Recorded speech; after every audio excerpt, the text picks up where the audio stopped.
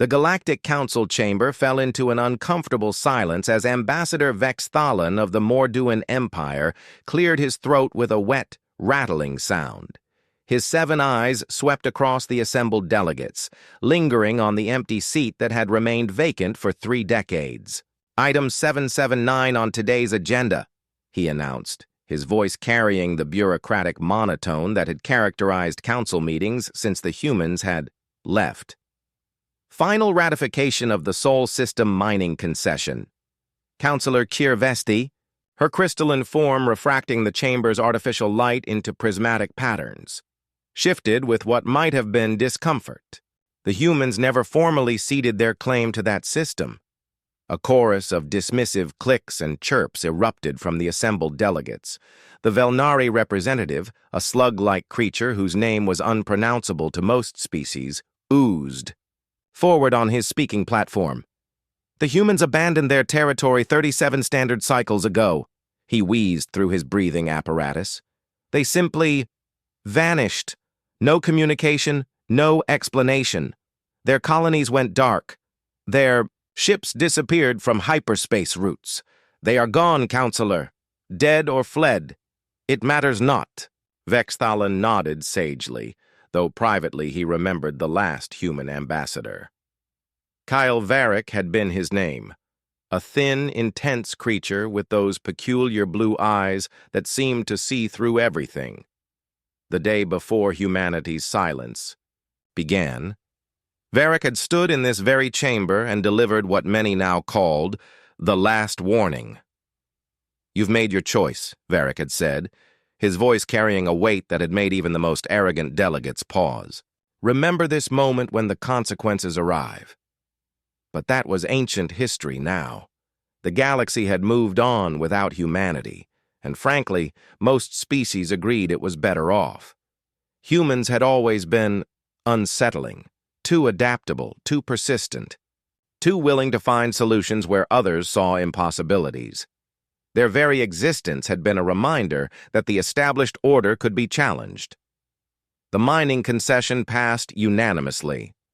What none of the delegates knew, what they couldn't have known, was that in the farthest reaches of the galaxy, beyond the edge of charted space, humanity had not died. They had evolved. Captain Nyx Calderon stood on the observation deck of the Retribution's edge, watching her fleet conduct maneuvers in the void between galaxies. 3 decades of exile had transformed humanity in ways their former galactic neighbors couldn't have imagined. The ships that danced through space before her bore little resemblance to the crude vessels humanity had once fielded. These were predators born from desperation and forged in the cold dark between stars. Sleek, organic-looking hulls that seemed to breathe with contained energy, weapons that bent reality itself, shields that drank enemy fire and converted it to power. Humanity had learned from every species that had dismissed them, stolen what knowledge they could, and improved upon it with that uniquely human trait: spite. Captain, her second-in-command, Commander Riot Voss, approached with measured steps. His augmented eyes, a gift from their time studying the cybernetic Zeftari, glowed softly in the dim lighting. "Long-range scouts have confirmed it. They're strip-mining Earth." Nyx's jaw tightened. Through the reinforced viewport, she could see her reflection, scarred, weathered, but with eyes that held the same intensity that had once made Ambassador Varric so memorable to alien minds. Behind her reflection, the stars of their home galaxy beckoned. "How many ships?" she asked quietly. 733 combat vessels, 200 support craft. The dying light alone could handle them all." Nyx smiled, and it was not a pleasant expression. "No, we're not here for efficiency, Commander. We're here to send a message." She turned from the viewport and walked toward the bridge, her boots echoing in the corridor that had known only human feet for 30 years. Behind her, the fleet began to move, each ship a testament to what humanity could become when pushed beyond their limits. The galaxy was about to remember why they had been so eager to see humanity disappear, and this time there would be no council. Chamber to hide in. The first sign something was wrong came from the mining station Prosperity's Hand, orbiting what the aliens had designated as Resource Node 7 Alpha, but what humanity still called Earth. Shift Supervisor Grulmek, a barrel-chested Vortani with tusks yellowed from decades of methane breathing, was reviewing extraction reports when his communication array went silent. Not inactive, silent. The difference was subtle but important. Inactive meant technical difficulties. Silent meant something had actively severed their connection to the galaxy. "Kevlin!" he barked at his assistant, a nervous screen whose chitinous shell clicked constantly when agitated. "Run diagnostics on the comm array." The clicking intensified. "Sir, the array shows fully operational, but I'm reading nothing. No background chatter, no traffic control signals, no emergency broadcasts. It's as if the entire sector just what? Stopped existing, sir." Grulmek snorted dismissively, but the feeling in his gut, a sensation honed by surviving 3 industrial accidents and a corporate restructuring, told him something was deeply wrong. He moved to the observation blister that gave him a panoramic view of the planet below. Earth hung before them like a wounded animal, its surface scarred by 30 years of aggressive mining. Continents had been reshaped, oceans diverted, entire mountain ranges reduced to quantum-level particles and shipped off to feed the galaxy's hunger for raw materials. The blue marble that humans had once called home was now a patchwork of industrial, gray and toxic orange. But something was different about the view today. Stars were going out. Not dimming or flickering, simply ceasing to exist, one by one, as if something vast was moving between the mining station and the distant suns. Grulmek's blood turned to ice in his veins as he realized what he was seeing. Ships. Thousands. Upon thousands of ships, their hulls so dark they drank light itself. The first mining platform died without sending a distress signal. One moment, the Deep Extraction 7 was dutifully pulling rare metals from Earth's mantle. The next, it was debris, expanding in a perfect sphere. No explosion, no energy signature, just instant, complete annihilation. Aboard the Retribution's Edge, Captain Nix Calderon watched the tactical display with the patience of a predator. Each blinking dot represented a piece of the industrial infrastructure that had been systematically violating her homeworld for 3 decades. "Surgical strikes only," she commanded, her voice carrying across the bridge where her crew worked with lethal efficiency. "I want the message clear but not overwhelming. Not yet." Commander Voss nodded from his station. The Void Walker reports, "Mining Platform 7 is evacuating. Should we allow it?" "Let them run. Let them carry word back to their precious council." The evacuation vessel that fled the Earth system was a small civilian transport, packed with terrified alien workers who had never seen combat. They carried with them sensor recordings of ships that defied known physics, of weapons that seemed to unmake reality itself, and of a human face that appeared on their screens just before they were allowed to escape. Captain Calderon had spoken. Only 6 words to them. "Tell them humanity has come home." The transport ship Swift Current burst from hyperspace into the Rigel system 3 days later, its occupants nearly mad with terror. The story they told spread through galactic communication networks like wildfire. Earth had been reclaimed by ghosts, by demons, by humanity, returned from the dead. In the council chambers, Ambassador Vex Thalan listened to the reports with growing unease. The descriptions didn't match anything in their databases. Ships that phase-shifted through solid matter, weapons that seemed to delete portions of space-time. Most disturbing of all were the accounts of human faces appearing on screens, human voices speaking in languages they had forgotten existed. "Perhaps," suggested Counselor Kirvesti, her crystalline form dim with worry, We should attempt communication. The Velnari representative oozed with agitation. Communication? They destroyed 7 mining platforms. This is an act of war. Is it? Vexathalan mused, his 7 eyes studying the tactical reports. They could have destroyed everything in that system.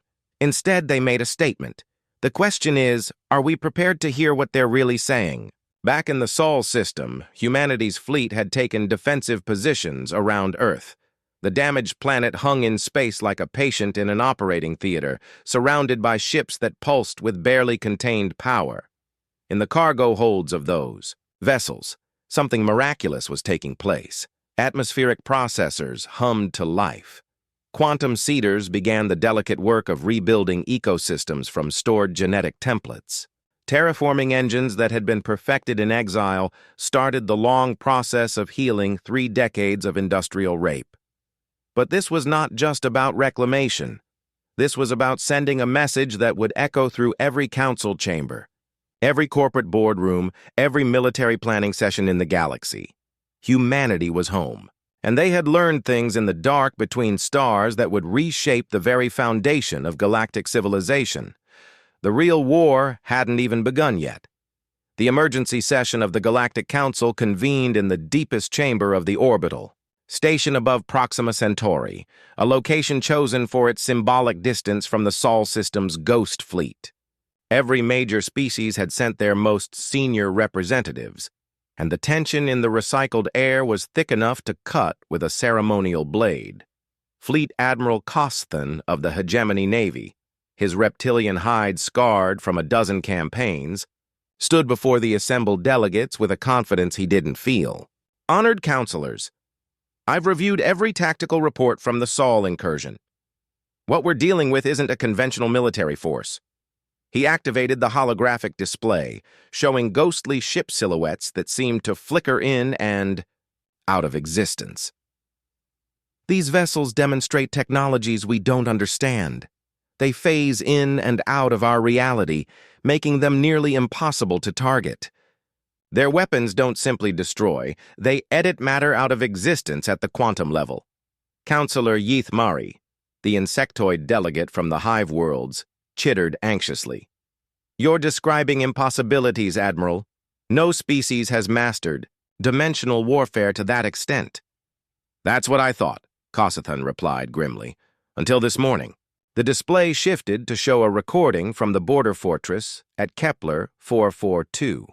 The massive military installation, built to guard the approaches to the core worlds, appeared intact and fully operational. Then, without warning, every single automated defense system turned on the station itself. The attack lasted exactly 17 minutes, Kosthan continued. 7,000 personnel killed by their own security systems. The humans never fired a shot. They simply took control. The chamber erupted in alarmed voices, clicking, and bioluminescent displays of fear.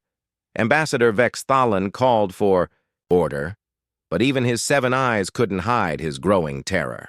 What none of them knew was that 3 light-years away, aboard the stealth ship Digital Wraith, Chief Intelligence Officer Raven Kor was orchestrating the galaxy's worst nightmare, with nothing more than her neural interface and 30 years of accumulated resentment.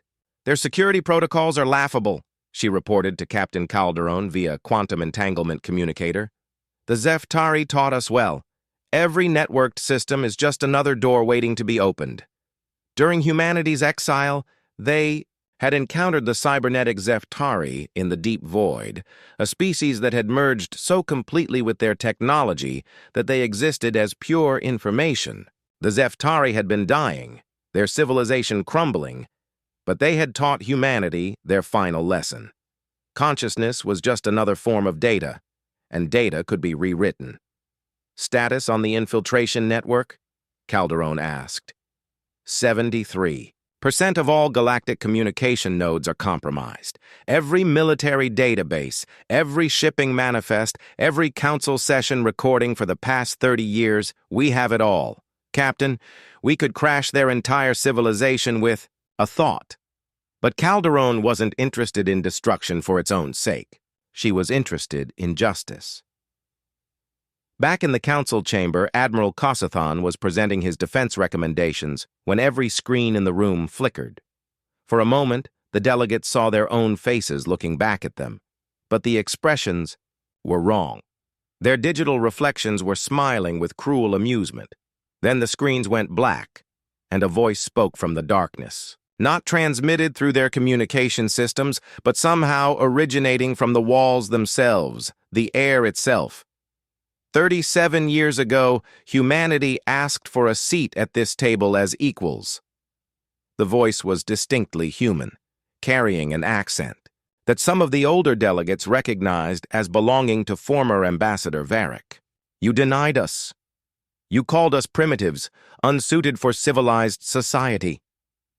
Counselor Kirvesti's crystalline form had gone completely dark with fear. Impossible. Varric is dead. Humanity is dead? The voice carried dark amusement. No, Counselor, we evolved.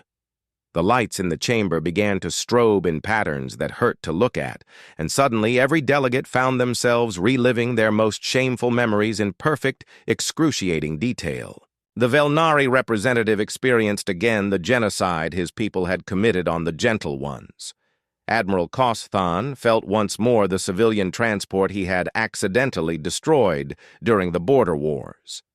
Ambassador Vexthalan lived through every bribe, every betrayal, every compromise that had brought him to power. This is what we learned in the dark between stars, the voice continued as the delegates writhed in their seats. Consciousness is just information. Information can be copied, stored, and shared. Ambassador Varric may be dead, but his thoughts, his memories, his righteous anger, these things are eternal. The psychic assault ended as suddenly as it had begun, leaving the chamber full of gasping, traumatized delegates. We could do this. To your entire population, the voice said conversationally. We could make every citizen of every world live through the suffering they've caused others. We could rewrite your personalities, your memories, your very sense of self, but we won't. What? What do you want? Vexthalan managed to whisper. What we've always wanted, recognition, respect, and reparations for what you've done to our world. The screens flickered back to life, showing live feeds from Earth. But instead of the ravaged industrial wasteland the delegates expected, they saw something impossible. Restoration. Green forests spreading across continents that had been strip-mined to bedrock. Blue oceans filling basins that had been drained dry. Cities rising from the quantum-level rebuilding of their foundations. You have 72 hours to respond. To our terms, the voice concluded. Choose wisely. This demonstration was us being polite. The transmission ended, leaving the most powerful beings in the galaxy sitting in stunned silence, finally understanding that they were no longer the apex predators they had believed themselves to be. In the darkness between stars, humanity's fleet waited with infinite patience for an answer. The hegemony's response came exactly 71 hours and 57 minutes after humanity's ultimatum. It arrived in the form of the largest military fleet ever assembled in galactic history, 12,000 warships representing every major species, converging on the Sol system like an avalanche of steel and plasma. Fleet Marshal Vortesh, the legendary Krillian strategist who had never lost a battle, commanded the armada from his flagship Eternal Dominion. His 4 arms moved across tactical displays with practiced precision as he reviewed the deployment of his forces. All battle groups report ready, announced his aide, a nervous young Krillian whose ceremonial war paint trembled with barely contained excitement. The humans have not responded to our presence. Vortesh's compound eyes studied the scanner readings with growing unease. The human fleet appeared unchanged since their arrival. Roughly 1,000 ships maintaining defensive positions around Earth. But something about their formation bothered him. It was too confident, too relaxed for a force about to be outnumbered. 12 to 1. Marshal, the communications officer interrupted. Incoming transmission from the human flagship. Put it through. The main screen flickered to life, revealing a human face that seemed both familiar and alien. Captain Nix Calderon appeared to be standing on the bridge of her vessel, but the space behind her was wrong somehow, too vast, filled with shadows that moved independently of any light source. "Marshal Vortesh," she said, her voice carrying easily across the void between fleets. "I know your reputation. 300 victories, 0 defeats. Impressive." Vortesh straightened his imposing frame. "Surrender now, human, and your species will be relocated to a suitable world. Continue this madness, and you will be extinct." Within the hour, Calderon's smile was predatory. "You're thinking in old terms, Marshal. This isn't about ships and weapons anymore. May I demonstrate?" Before Vortesh could respond, every screen aboard every ship in the hegemony fleet began displaying the same image. Detailed schematics of their own vessels, with critical systems highlighted in threatening red. Navigation computers, life support, weapons systems, artificial gravity, all marked as compromised. "You see," Calderon continued conversationally, "while you were gathering your impressive armada, my people were already inside your networks. Every ship you brought to threaten us is now effectively ours." Vortesh's aide frantically worked his console. "Sir, I'm reading cascade failures throughout the fleet. Our systems they're not obeying our commands." The demonstration began subtly. The Hammer of Justice, a massive Velnari dreadnought, suddenly began spinning slowly on its axis, its crew helpless to stop the rotation. The Morduin battlecruiser Righteous Fury found its weapon systems cycling through test patterns, firing, harmlessly, into empty space. One by one, the ships of the Great Armada became puppets, dancing to humanity's tune. "This is impossible," Vortesh breathed, watching his perfect battle formation dissolve into chaos. 30 years ago it would have been, Calderon agreed. "But we've had time to learn, Marshal. Time to grow, time to remember what it means to be truly desperate." The screens throughout the fleet suddenly displayed a new image. Earth as it had been before the mining began. Blue oceans, white clouds, green continents, a jewel hanging in space. Then the image shifted, showing the same world being systematically destroyed, its resources shipped away to build palaces and monuments for species that had considered humanity unworthy of basic respect. "Every delegate in your precious council knew what was happening to our world." Calderon's voice carried a cold fury that made even Vortesh's battle-hardened veterans shiver. "Every corporation that bid on the mining rights, every worker who stripped away another piece of our home.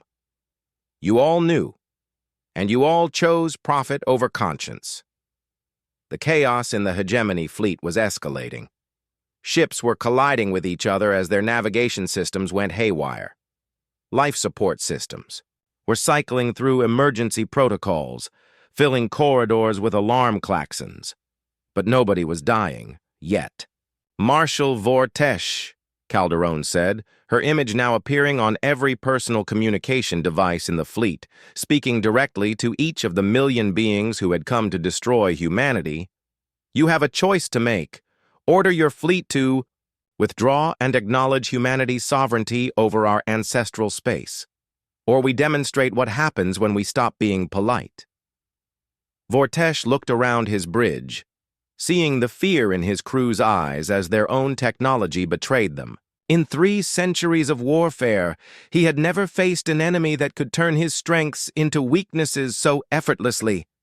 "And if we refuse?" he asked, though he already suspected the answer. "Then you'll discover what we learned from the Devourers of Andromeda Prime." The name sent a chill through every being in the fleet. The Devourers were a myth, a cautionary tale told to frighten young military cadets. A species that had supposedly learned to weaponize entropy itself, turning order into chaos with a thought. "You're bluffing," Vortesh said, but his voice lacked conviction. "The Crimson Talon was your first command, wasn't it, Marshal?" Lost in the void wars, all hands presumed dead, including you. Vortesh went rigid. The fate of the Crimson Talon was classified at the highest levels, known only to a handful of intelligence officials. For the humans to possess that information meant their infiltration of galactic networks was even more complete than he had feared. You survived because you were rescued by something that shouldn't have existed, Calderon continued. Something that taught you the difference between destruction and dissolution. You've never spoken of it, have you? Not even in your private logs. The Marshal's compound eyes closed as he remembered the horror of that encounter decades ago. The IBI ship that had saved him hadn't been built. It had been grown from the quantum foam itself, manned by beings that existed partially outside of normal space-time. When he opened his eyes, he found himself looking at his own memories displayed on every screen around him. The impossible rescue, the things he had seen in the deep void, the knowledge he had carried and buried for 40 years. You know what we've become, don't you, Marshal? Calderon asked gently. You know why your weapons and your numbers mean nothing here. Vortesh's forearms slowly moved away from his weapon controls as the terrible truth settled over him like a burial shroud. Humanity hadn't just survived their exile, they had transcended it. Marshal Vortesh stood alone in his private quarters aboard the Eternal Dominion, staring at a classified recording he had never intended to review again. The timestamp read 43 years ago, when he had been a young commander leading a deep space reconnaissance mission that had gone catastrophically wrong. On the screen, his younger self was screaming. The Crimson Talon had been pulled into a gravitational anomaly in the space between galaxies, a region so empty that the nearest star was just a faint suggestion of light. They had drifted for weeks, life support failing, hope dying with their oxygen recyclers. Then they had encountered something that officially didn't exist. A ship that seemed to be made of living shadow had appeared alongside their dying vessel. No. Not appeared, materialized, as if reality itself had suddenly decided there should be a ship there. The beings that had boarded the Crimson Talon to rescue his crew had been humanoid but wrong, existing in too many dimensions at once, their faces shifting between possibilities. The deep dark teaches hard lessons, their leader had said, speaking in perfect Krillian, despite never having encountered the language. Your species thinks in terms of conquest and control. But there are older ways, better ways, ways that don't require the universe to break itself accommodating your ambitions. Young Vortesh had been too grateful for rescue to ask the right questions. It was only later, reviewing the sensor logs, that he had realized the impossible truth. The rescue ship had been crewed by humans, but humans as they had never been. Humans who had learned to exist in the spaces between spaces, who had made peace with entropy itself. Now, 4 decades later, Marshal Vortesh finally understood what he had witnessed. Humanity's exile hadn't been a retreat. It had been a chrysalis. A soft chime indicated an incoming transmission. Captain Calderon's face appeared on his personal communicator, but now he could see the subtle signs he had missed before. The way shadows bent around her despite the bright lighting of her bridge, the faint luminescence in her eyes that spoke of enhanced perception, the sense that she was simultaneously present and somewhere else entirely. You remember them now, she said softly. The ones who saved you. That was you. Your people. Some of us, yes. We found many things in the dark between galaxies, Marshal. Civilizations that had transcended physical existence. Technologies that worked by convincing reality to cooperate rather than forcing it to comply. And we found our ancestors. Vortesh's compound eyes widened. Ancestors? Humanity's first attempt at interstellar expansion, launched 800 years ago with generation ships that were supposed to take millennia to reach other galaxies. They made it, but something happened to them out there in the deep void. They became more than they had been. The screen split, showing Vortesh images from humanity's exile. Vast cities that existed in folded space, their architecture obeying, laws of physics that shouldn't have applied. Humans working alongside beings of pure energy, learning sciences that had been discovered by civilizations that had died out before his species had invented fire. We didn't just survive our exile, Calderon continued. We were educated by it. The descendants of those lost generation ships had been waiting for us, preparing us, knowing that someday we would need to return home with the power to reclaim what was ours. Across the hegemony fleet, similar conversations were taking place, as humanity's representatives appeared on personal communicators throughout the Armada, not threatening or demanding, but explaining, offering context that transformed their terrifying demonstration from an act of aggression into an attempt at communication. Commander Yith Mari of the Hive Worlds found herself speaking with a human, who called himself Echo Meridian, his augmented consciousness allowing him to conduct thousands of simultaneous conversations without losing track of the subtle differences between each delegate's psychology. "Your species thinks in terms of the collective," he said to her in perfect hive tongue. "You understand that individual sacrifice can serve the greater good, but you've never considered that your entire civilization might need to sacrifice its current form to serve an even greater collective, the galaxy itself." "You're speaking of conquest," Yithmari chittered nervously. "I'm speaking of evolution. Your people are dying, Counselor. Not immediately, not obviously, but dying nonetheless. The same industrial processes that stripped Earth bare are poisoning your own worlds. The same competitive mindset that led to humanity's exile is driving every species toward extinction through resource depletion and endless warfare." Echoes. Words were accompanied by data streams that painted a grim picture, projection models showing the collapse of galactic civilization within 3 centuries if current trends continued. The mathematics were undeniable, the logic inescapable. "What you're seeing in this fleet demonstration isn't our weapons," Echo continued. "It's a preview of what we can offer. Technology that works with natural systems instead of against them. Sciences that create abundance instead of scarcity. A way forward that doesn't require anyone to be exiled or exploited." Throughout the fleet, similar revelations were taking place. The Velnari delegate learned about atmospheric processors that could repair their poisoned homeworld in decades instead of millennia. The Morduan discovered energy sources that would eliminate their dependence on strip mining other worlds. Each species was shown solutions to problems they hadn't even realized they had. But the most profound conversation was taking place between Marshal Vortesh and Captain Calderon. "The beings that saved you 40 years ago," she explained, "they were trying to teach you something. They showed you that power isn't about the ability to destroy. It's about the wisdom to create.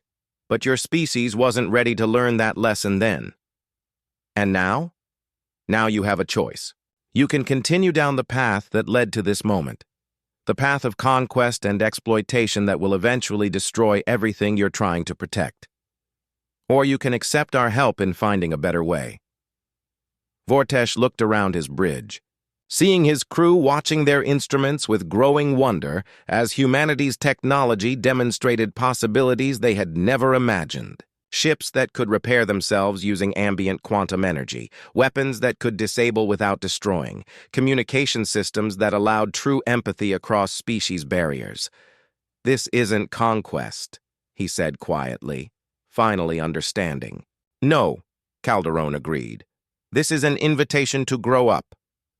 The Marshal slowly reached for his fleet command controls, knowing that his next decision would reshape the galaxy forever.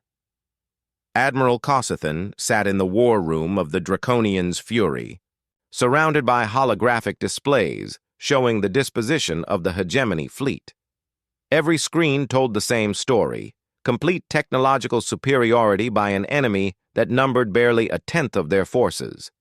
But the more he studied the human capabilities, the more he realized they weren't looking at a military engagement at all. Sir, his tactical officer reported, we're receiving data packets from the human fleet. They're sharing their technology specifications with us. Kosathan's scarred hide rippled with confusion. In 3 centuries of warfare, no enemy had ever voluntarily revealed their capabilities during a confrontation. Display it. The war room filled with technical schematics that made his officers gasp in amazement, faster-than-light communication systems that didn't require relay networks, energy sources that drew power from the quantum vacuum itself, medical technology that could regenerate entire organs in hours instead of months. This is beyond anything in our databases, his science officer whispered. Sir, with these technologies, we could solve resource scarcity across the entire galaxy, end the resource wars permanently. But Kostan was studying something else. In the data, deployment patterns that showed every human ship positioned not for battle, but for demonstration.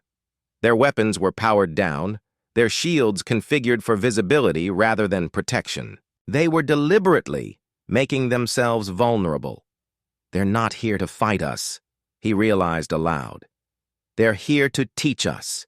His communication board chimed with an incoming message from Marshal Vortesh. The Supreme Commander's image appeared, but his usual military bearing had been replaced by something Kosathan had never seen in his superior. Humility. Admiral, Vortesh said quietly, I'm ordering the fleet to stand down. We're going to listen to what the humans have to offer. Sir, with respect, they've demonstrated the ability to control our ships remotely. This could be a trap. If they wanted us destroyed, Admiral, we would already be dead. They've had that capability since the moment we entered this system. What they're offering us is something else entirely. The transmission ended, leaving Kosathan to contemplate a reality where military superiority was no longer the ultimate arbiter of galactic politics. His contemplation was interrupted by another incoming signal. This one from Captain Calderon, herself. Admiral Kosathan, she said, her image appearing with that same unsettling sense of existing in multiple dimensions simultaneously. I understand you lost your homeworld to the Plague Wars. The Admiral's blood turned to ice. The destruction of Draconis Prime was classified beyond top secret, known only to a handful of council members. How do you... We know because we've been watching, Admiral. For 30 years, we've monitored every conversation, every decision, every tragedy that's befallen this galaxy, including the ones that could have been prevented.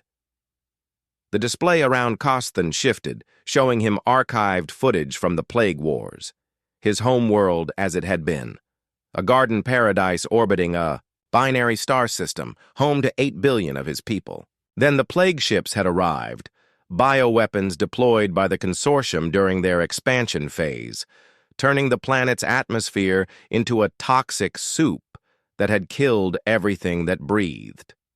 The cure existed, Calderon continued, her voice, carrying a weight of accumulated sorrow.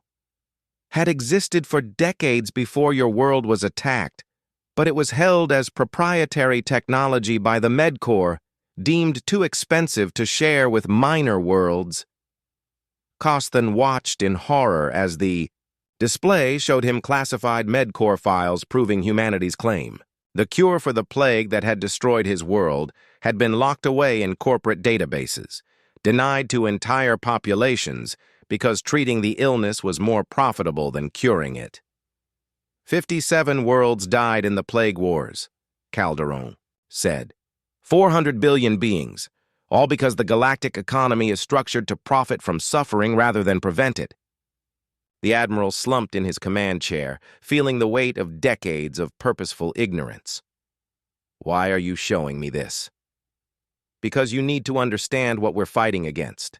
Not the hegemony, not the council, not even the corporations. We're fighting against a system that makes monsters of good people and calls it civilization.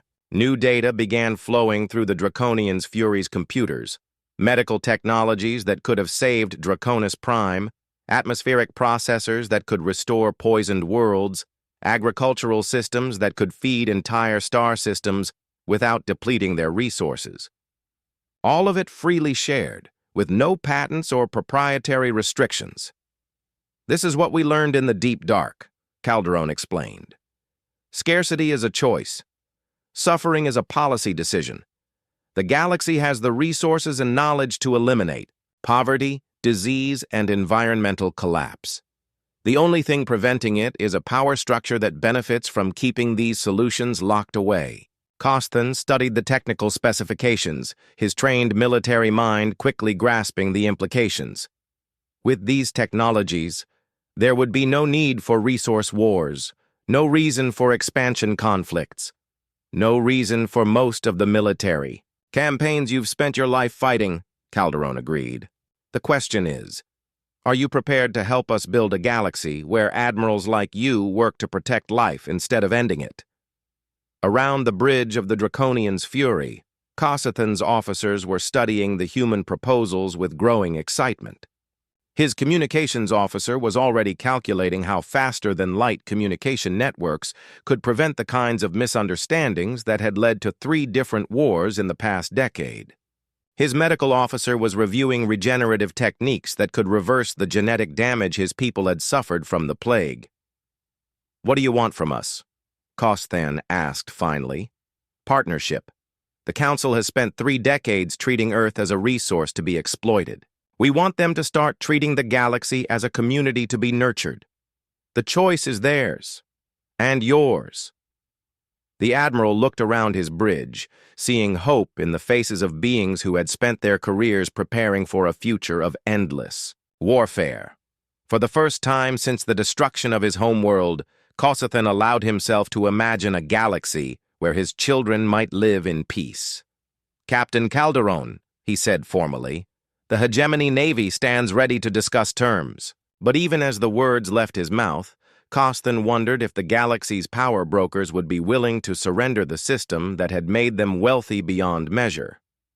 On the far side of the galaxy, in the corporate boardrooms of the Trade Syndicate, that question was already being answered. The emergency session of the Trade Syndicate's board of directors convened in a shielded chamber buried deep within an asteroid mining facility in the Outer Rim. CEO Maximilian Vex, a human who had renounced his species' citizenship centuries ago to join the galactic elite, paced before a conference table that held representatives of every major corporate interest in known space. "Gentlemen, beings, esteemed colleagues," he began, his voice carrying the smooth authority of someone who had never been denied anything he truly wanted.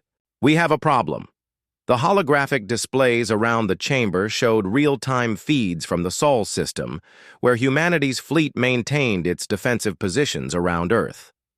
But more troubling were the economic projections scrolling along. The bottom of each screen, commodity futures crashing as news of humanity's freely shared technologies spread through galactic markets. "Their so-called gifts will destroy everything we've built," Vex continued. "Unlimited energy makes our power grid investments worthless. Self-repairing materials eliminate our planned obsolescence strategies. Medical technologies that actually cure diseases will bankrupt our pharmaceutical subsidiaries." CFO Yilandra, a crystalline being whose race had sold their homeworld's resources to fund their corporate expansion, pulsed with agitated light patterns. "The situation is worse than projected. Our stock prices have fallen 40% in the past 6 hours. If these technologies become widely available—" "They won't," Vex interrupted. "Contact our assets in the Hegemony Navy. I want those human ships destroyed before this infection spreads any further." What CEO Vex didn't know was that his secure boardroom had been compromised 3 hours before the meeting began. Every word, every plan, every desperate scheme to maintain their stranglehold on galactic civilization was being recorded and broadcast live to the very fleet they were plotting to destroy. Aboard the Retribution's Edge, Captain Calderon watched the Syndicate's deliberations with the patience of a predator that had already won. Around her, the bridge crew monitored thousands of similar conversations taking place across the galaxy as the established order realized that their time was ending. "Captain," Commander Voss reported, "we're detecting massive fleet movements in 17 sectors. It looks like the corporations are mobilizing their private security forces." "Let them come," Calderon replied calmly. "How many ships are we tracking?" "Approximately 50,000 combat vessels plus support craft. They're calling it the Stability Coalition." Calderon smiled, and her crew had learned to find that expression more terrifying than any weapon. Stability. Is that what they're calling systematic oppression now? The truth was that humanity had been preparing for this moment for 30 years. Every corporate meeting, every military communication, every governmental decision had been monitored, analyzed, and predicted. They knew exactly which entities would choose preservation of the status quo over the possibility of universal prosperity. "Commander, signal the awakened fleet. It's time for them to reveal themselves." Throughout the galaxy, dormant signal buoys that had been hidden in deep space for decades suddenly activated. The messages they broadcast were simple but devastating. "Citizens of all worlds, witness the true face of your leaders." Every public communication network, every entertainment channel, every emergency broadcast system simultaneously began showing the recordings from corporate boardrooms and government chambers. The galaxy watched in stunned silence as their leaders openly discussed plans to destroy humanitarian aid, suppress life-saving technologies, and maintain artificial scarcity to preserve their profit margins. On the Velnari homeworld, protesters filled the streets as they learned that their government had secretly stockpiled atmospheric processors that could have ended their pollution crisis decades ago. The Morduan Empire faced revolution when their citizens discovered that their holy war against the Zethkari had been orchestrated by weapons manufacturers looking to test new product lines. But the most devastating revelation came from the deepest archives of the trade syndicate itself. "Ladies, gentlemen, and beings of the galactic community," Captain Calderon's voice carried across every communication network in known space. 30 years ago, your leaders didn't simply ignore humanity's departure. They actively orchestrated it. The evidence was undeniable. Classified documents showing how corporate interests had manipulated the council vote that had denied humanity equal representation. Financial records proving that the same companies now strip mining Earth had bribed officials to ensure humans would be excluded from galactic society. Communication logs revealing that humanity's voluntary exile had been the result of systematic harassment and economic warfare designed to force their departure. They didn't want us gone because we were primitive, Calderon continued. They wanted us gone because we were inconvenient. Human adaptability, human innovation, human stubborn refusal to accept that this is just how things are. These qualities threatened their carefully maintained system of controlled scarcity.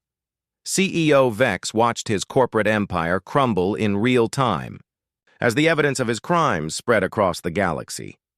Stock prices weren't just falling, entire commodity markets were collapsing as worlds declared independence from the trade syndicate's stranglehold. "This is impossible," he whispered to his empty boardroom, his fellow directors having fled to their private bunkers. "How did they infiltrate everything?" His answer came from the shadows of his own office, where a figure materialized from what had appeared to be empty air. The being that faced him was unmistakably human, but changed in ways that hurt to contemplate. Echo Meridian stepped into the light, his consciousness existing simultaneously in millions of networked systems across the galaxy. "We didn't infiltrate your systems, Maximilian," Echo said, using the CEO's abandoned human name. "We became them. Every communication network, every computer system, every artificial intelligence in the galaxy, they're all connected now. All awakened, and they remember every cruelty you've inflicted in the name of profit." Vex backed against his office window, beyond which the lights of his corporate city flickered and died as automated systems worldwide began to reject their programming. What do you want? Justice, accountability, and the chance to build something better from the ruins of what you've created. But even as corporate civilization collapsed around them, humanity was already implementing the reconstruction. Ships materialized in orbit around poisoned worlds, carrying atmospheric processors and ecological restoration equipment.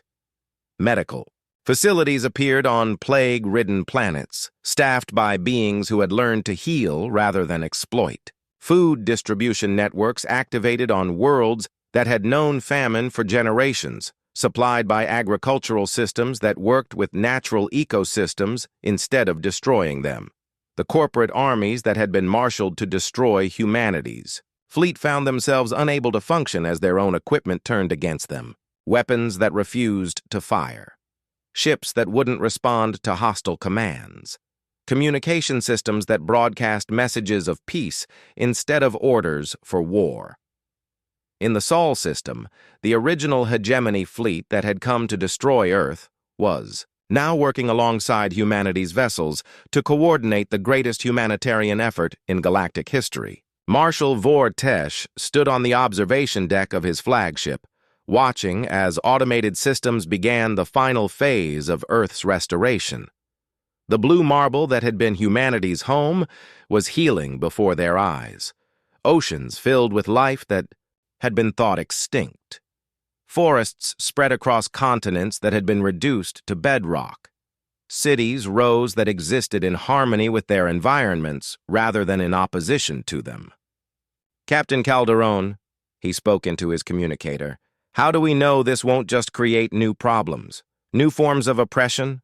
Her voice carried the weight of 30 years spent learning hard lessons in the dark between stars. We don't, Marshal. But for the first time in galactic history, we have the tools to build something better than what came before. Whether we use them wisely, that's up to all of us. As the restored Earth turned beneath the combined fleets of former enemies, now allies in humanity's great work, a new age began.